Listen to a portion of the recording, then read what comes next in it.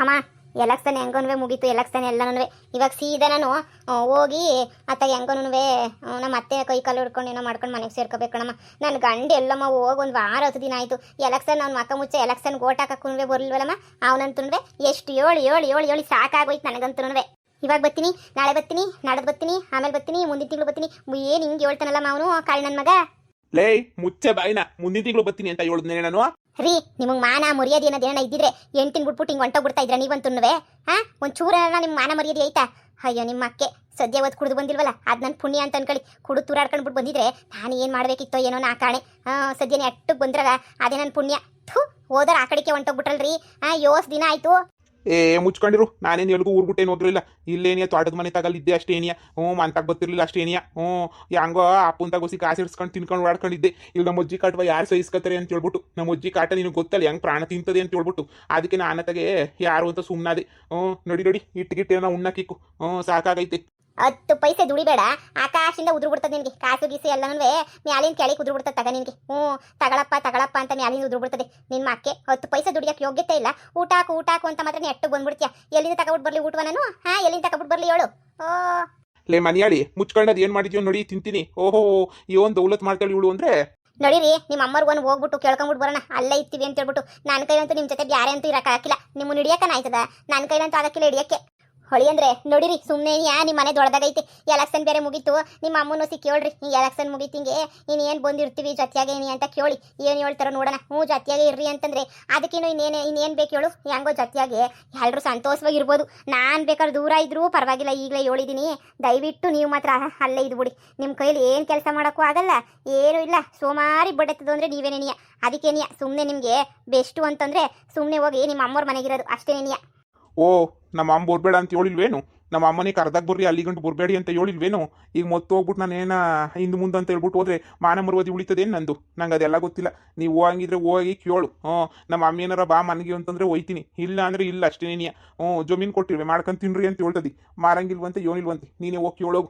ನಡಿಯಮ್ಮ ನೋಡಿ, ಇನ್ನೇನು ಮಾಡೋಕ್ಕಾಯ್ತದ ನಂಗೆ ರಾಚಾರಕ್ಕಿಂತ ಗಂಡನ ಕಟ್ಕೊಬಿಟ್ಟು ಯೋಗದಷ್ಟ್ರಾಗ ಏನೋ ಐತೆ. ನೋಡಿ ಹೋಗೋಣ. ಬಾ ಸರ್. ನೋಡಿ ಅಲ್ಲಿ ಮೇಲ್ಗಡೆ ಕಾಣಿಸ್ತಿದೆಯಲ್ಲ, ಮೇಲ್ಗಡೆ ಅದೇ ಸರ್ ಕರ್ಬೇವಿನ ಸೊಪ್ಪಲ್ಲೆಲ್ಲ ಕಿತ್ಕೊಳ್ಳೋದು ಅದೇ. ಇದು ಫುಲ್ಲು ನಾಟಿ ಸರ್. ನಾವು ಅದಕ್ಕೆ ಏನು ಹೊಡಿಯಲ್ಲ, ಏನು ಮಾಡಲ್ಲ, ಎಂಥದೂ ಇಲ್ಲ ಸರ್. ನೋಡಿ ಫುಲ್ ಇಲ್ಲೇ ನ್ಯಾಚುರಲ್. ನೀವು ಲಾಸ್ಟ್ ಟೈಮ್ ಬಂದಾಗೂ ಇಲ್ಲೇ ತೋರಿಸಿದೆ, ಈಗಲೂ ಇಲ್ಲೇ ತೋರಿಸ್ತಾ ಇದ್ದೀನಿ ಸರ್ ನಾನು. ಮಗಳೇ ಇವರಿಬ್ರು ಬಂದ್ಬಿಟ್ಟು ಇಲ್ಲಿ ಯಾಕೆ ಕಿಸ್ಕೊಂಡು ಮಾತಾಡ್ಕೊಂಡು ನಿಂತವ್ರೆ ಅಂತ ನನಗೆ ಗೊತ್ತಾಯ್ತಿಲ್ಲ. ಇವಳಿಗೂ ಇವನಿಗೆ ಏನಾರ ಸಂಬಂಧ ಐತಾ ಅಂತ. ಅಮ್ಮ ಅವ್ನು ನೋಡಿದ್ರೆ ಅಷ್ಟು ಸಾವುಕಾರ, ಇವಳು ನೋಡ್ರೆ ಒಟ್ಟು ಲೋಕಲ್ಲು. ಇವಳಿಗೆಲ್ಲನೂ ಅವನಂತೂ ಸಾಧ್ಯನೇ ಇಲ್ಲ ಬಿಡು. ಯೋಗ್ಯತೆ ಮುಖ್ಯ ಅಲ್ವಾ? ಇವಳು ಯೋಗ್ಯತೆಗೆ ಆ ಸೊರ್ರ ಅವ್ರು ಎಂಥ ಸ್ಟ್ಯಾಂಡರ್ಡು ಸುಂಕಿರಮ್ಮ. ಆದರೂ ಒಬ್ರು ಮೊಳ್ಳೆರು ಹೇಳೋಕ್ಕಾಗಕ್ಕಿಲ್ಲ. ಬೀಳಿಸ್ಕೊಂಡ್ರು ಬೀಳಿಸ್ಕೊತಾರೆ. ಏನು ಮಾತಾಡ್ಕೊತಾವ್ರೆ ಏನೋ ಬಿಸ್ನೆಸ್ ಏನೋ ಮಾತಾಡ್ತಾವ್ರೆ ಅಂತ ಅನ್ನಿಸ್ತದೆ. ಏನೋ ಬಿಸ್ನೆಸ್ದು ಅನ್ನಿಸ್ತದೆ. ಸರ್ ಎಲ್ಲ ಎನ್ಕ್ವೈರೀಸು ಮಾಡಿದ್ದೀರಾ, ನಿಮಗೂ ನಮ್ಮ ಪೌಡ್ರೆಲ್ಲ ಇಷ್ಟ ಆಗೈತೆ. ಅಷ್ಟೊಂದು ಎಲ್ಲನೂ ನೀವು ಕೊಡ್ತಾ ಇದ್ದೀರಾ. ಆದರೂ ಮತ್ತೆ ಪರೀಕ್ಷೆ ಅಂತ ಹೇಳ್ಬಿಟ್ಟು ಬರ್ತಾನೆ ಇದ್ದೀರಾ. ಸರ್ ಹೇಳಿ, ಏನಾದರೂ ಸಮಸ್ಯೆ ಆಗೈತಾ ಪೌಡ್ರಿಗೆ? ಇಲ್ಲ ಹೇಳಿ. ರಾಧಾ ನಿನಗೆ ಗೊತ್ತಿದ್ದಿರೋದು ಏನಾಯ್ತು? ನಾನು ಹೇಳಿದ್ದು ನಾ ಏನು ಮಾಡಿದೆ? ನಾನು ಹಿಂಗೆ ಹೇಳಿದ್ದೆ ಅಲ್ವಾ, ನನಗೆ ಈ ಥರ ಹಳ್ಳಿ ಹುಡುಗಿರು ಅಂತಂದರೆ ನನಗೆ ತುಂಬ ಇಷ್ಟ. ಹಳ್ಳಿ ಹುಡುಗಿನೇ, ಅದ್ರಾಗೂ ನೊಂದಿರ ಬೆಂದಿರ ಹುಡುಗಿರನ್ನೇ ಮದುವೆ ಮಾಡ್ಕೋಬೇಕು ಅಂತೇಳ್ಬಿಟ್ಟು ತೀರ್ಮಾನ ಮಾಡಿಬಿಟ್ಟಿದ್ದೀನಿ ಅಂತೇಳ್ಬಿಟ್ಟು ನಾನು ಹೇಳಿದ್ದೆ ತಾನೆ ನಿನಗೆ. ನಾನು ತುಂಬ ನೊಂದಿರೋರನ್ನೇ ಮದುವೆ ಮಾಡ್ಕೋಬೇಕು ಅಂತೇಳ್ಬಿಟ್ಟು. ಪ್ಲೀಸ್ ನನಗೆ ಗೊತ್ತು ನೀನು ತುಂಬ ನೊಂದಿದ್ಯಾ, ನೀನು ನಿನ್ನ ಗಂಡನಿಂದ ಇಷ್ಟೆಲ್ಲ ಅನುಭವಿಸ್ಬಿಟ್ಟಿದ್ಯಾ, ಅದೆಲ್ಲ ನನಗೂ ಚೆನ್ನಾಗಿ ಗೊತ್ತು. ಅದಕ್ಕೆ ನಾನು ನಿನ್ನ ಕೇಳ್ತಾ ಇರೋದು. ನೋಡು, ನೀನು ಹ್ಞೂ ಅಂತ ಹೇಳಿದ್ರೆ ನಿನ್ನ ಗಂಡನ ಲೈಫು ಬೇಕಾದ್ರೆ ಸೆಟ್ಲು ಮಾಡಿಸ್ತೀನಿ. ನಿನ್ನ ಗಂಡನ ಲೈಫನ್ನು ಸೆಟ್ಲು ಮಾಡಿಸಿ ಎಲ್ಲ ಮಾಡಿಸಿ ಆಮೇಲೆ ಬೇಕಾದರೆ ನಾವಿಬ್ಬರು ಮದುವೆ ಮಾಡ್ಕೊಳ್ಳೋಣ, ಏನಂತೀಯ? ಅಯ್ಯೋ ಮಗಳೇ, ಇದೇನೇ ನಡೀತೈತೆ? ಇಷ್ಟು ಸಾವುಕಾರ ಫ್ಯಾಕ್ಟ್ರಿ ಓನರು ಇವಳಿಗೆ ಮದುವೆ ಮಾಡ್ಕೊತೀನಿ ಅಂತ ಹೇಳ್ತಿರೋದು ಅಂತಂದ್ರೆ ಏನೇ? ನನಗಂತೂ ನಂಬಕ್ಕೆ ಏನೇ ಆಯ್ತಿಲ್ಲ. ಅಲ್ಲ ಕಣ್ಲೆ, ನಿನ್ನನ್ನ ಕೇಳಬಾರ್ದಾಗಿತ್ತ ಅಂತ ಹೇಳ್ಬಿಟ್ಟು ಕಳಿಸ್ಬಿಡ್ತಾ ಇದ್ದೆ. ನೋಡು ಯಾವಳನ್ನ ಹೋಗ್ಬಿಟ್ಟು ಕೇಳ್ತಿರೋದು ಇವನು. ಅಯ್ಯೋ ಏನು ಮಾಡಿ ಬುಟ್ಟಿಗೆ ಹಾಕೋತಾರೋ ಈ ಹುಡುಗಿಯರನ್ನ ಹಾಕಾಣಿ. ನಮ್ಮಂಗೆ ನಿಯತ್ತ ಇರೋರು ಕಾಲನೇ ಅಲ್ಲ.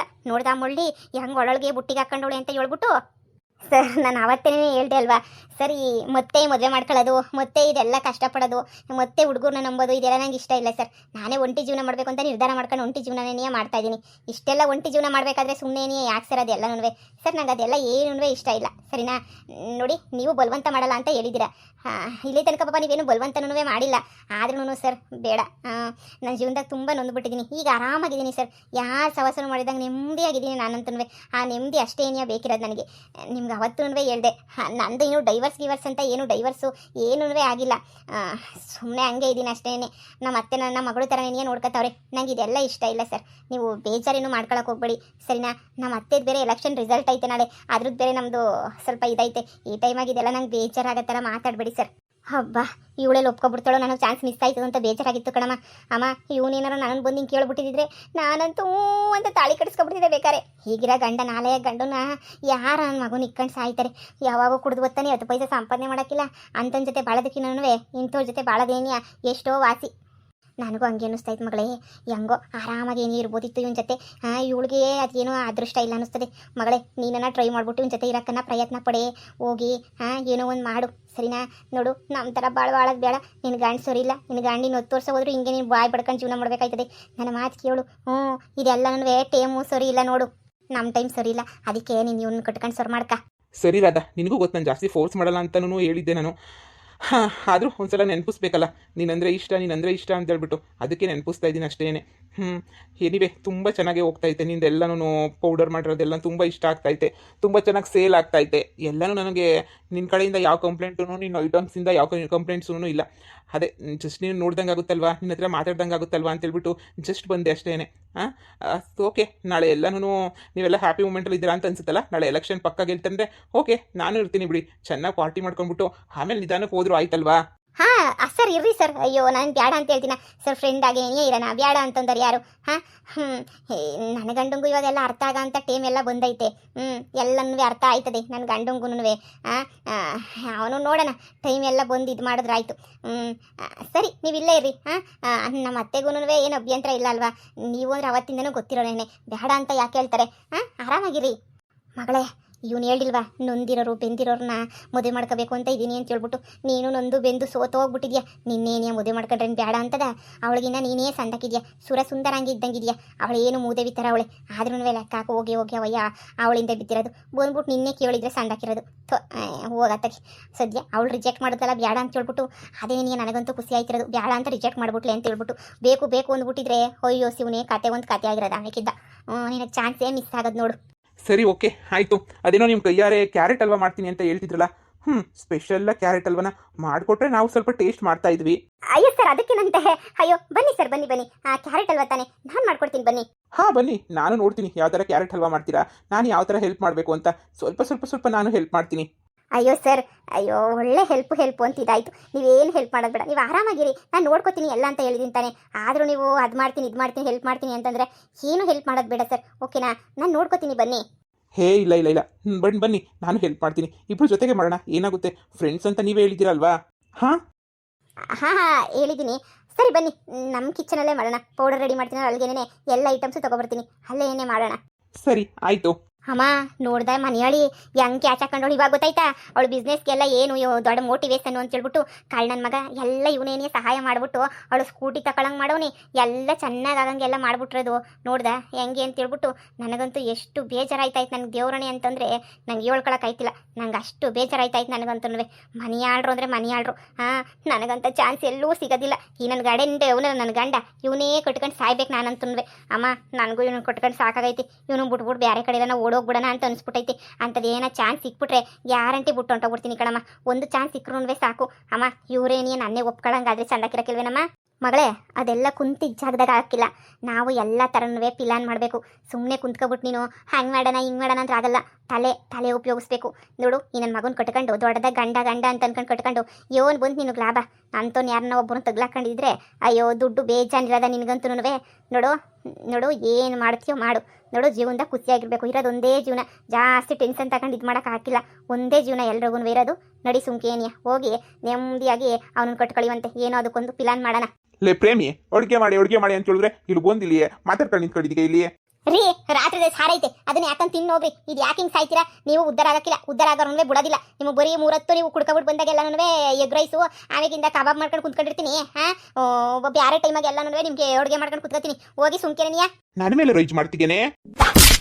ಅಯ್ಯಪ್ಪ ಇನ್ನು ಅರ್ಧ ಗಂಟೆಗೆ ಮನೆಗೆ ಬಂದ್ಬಿಟ್ಟು ಅಡುಗೆ ಮಾಡಿದ್ರೆ ಸರಿ. ಬಂದವಳು ಎಂಟಿ ಅಂತ ಹೇಳ್ಬಿಟ್ಟು ಏನು ಎಂಟಿನೇ ನಿನ್ನಂತ ಎಂಟಿ ನಾನು ನೋಡೇ ಇಲ್ಲ. ಕಿತ್ತೋಗಿರೋ ಎಂಟಿನ ಥೂ ನಿನ್ನ ಮಕ್ಕೆ. ಅಮ್ಮ ಇವನ ಹತ್ರ ಬಡಿಸ್ಕೊಂಡು ನನ್ನ ಕೈಲಿ ಬಾಳಕ್ಕಾಗಕ್ಕಿಲ್ಲ ಗಣಮ್ಮ. ಇವನ ಜೊತೆ ಯಾರು ಬಾಳ್ತಾರೆ?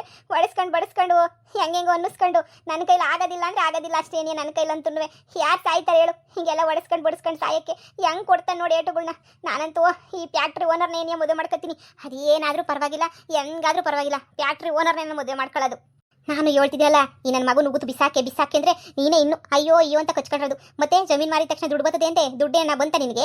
ಮಾರಲೇಬಾರ್ದು, ಹಂಗೆ ಮಾಡ್ಕವ್ರಿ. ನೋಡಮ್ಮಿ, ಕೊನೆ ಗಂಟೆ ನಿಂಗೆ 10 ರೂಪಾಯಿದೇನು ಸಿಗಕ್ಕಿಲ್ಲ. ಕೊನೆ ಗಂಟೆ ಅಂದ್ರೆ ನಾಮ ಹಾಕಬೇಕಾಯ್ತದ. ಕೊನೆ ಗಂಟೆ ಅಷ್ಟೇನಿಯಾ. ಈ ನನ್ನ ಮಗು ನುಗ್ಗುತ್ತು ಬಿಸಾಕಿ ನೋಡಿ. ಫಸ್ಟು ಆ ಫ್ಯಾಕ್ಟ್ರಿ ಓನರ್ಗೆ ಏನು ಮಾಡಬೇಕು ಅಂತ ಹೇಳ್ಬಿಟ್ಟು ಯೋಚನೆ ಮಾಡೋಣ. ಹಿಂಗೆ ಇದ್ಬಿಟ್ರೆ ಭಾಳ ಕಷ್ಟ ಆಯ್ತದೆ. ನೋಡಿ ಸುಮ್ಕೆನೇ ಐಡಿಯೋ ಮಾಡೋಣ ಸುಮ್ಕೆನೇ. ಕಣಮ್ಮ, ನೀನು ಹೇಳೋದು ನಿಜನೇನಿಯ. ಈ ನನ್ನ ಮಗನ ನಂಬ್ಕೊಂಡ್ರೆ ನಾಯ್ತದ ನನ್ನ ಕೈಲಿ ಆಗಕ್ಕಿಲ್ಲ ಕಣಮ್ಮ. ಇವನು ಬಿಟ್ಬಿಡೋಕ್ಕಿಂತ ಮುಂಚೆ ಯಾರನ್ನ ಒಬ್ರು ಒಳ್ಳೆಯವ್ರನ್ನ ಹುಡಿಕೊಂಬಿಟ್ಟು ಆಮೇಕಿಂದ ಬಿಟ್ಬಿಡ್ಬೇಕು. ಒಬ್ರು ಒಳ್ಳೆ ವ್ಯಕ್ತಿನ ಹುಡಿಕಬೇಕಷ್ಟೇನಿಯ. ಅದು ಈ ಫ್ಯಾಕ್ಟ್ರಿ ಓನರ್ ಅನ್ನೋ ಒಳ್ಳೆ ವ್ಯಕ್ತಿ ಅನ್ನಿಸ್ತೈತೆ. ಬೆಂದಿರೋ ಹುಡುಗಿಯರಿಗೆ ಜೀವನ ಕೊಡ್ತೀನಿ ಅಂತ ಹೇಳ್ತಾವಂತಾನೆ. ನಾನು ನೊಂದು ಬೆಂದೋಗಿದ್ದೀನಿ ಕಣಮ್ಮ. ಅದಕ್ಕೆ ನನಗೂ ಜೀವನ ಕೊಡಲಿ ಬಿಡು. ನಾನು ಫ್ಯಾಕ್ಟ್ರಿ ಓನರ್ ಆಯ್ತೀನಿ. ಅವಾಗ ಬೇಕಾದ್ರೆ ನೀ ರಾಧುನ ಕೆಲಸದೊಳಗೆ ಮಡಿಕತ್ತೀನಿ ನಾನು. ಬಾಮ ಹೋಗೋಣ.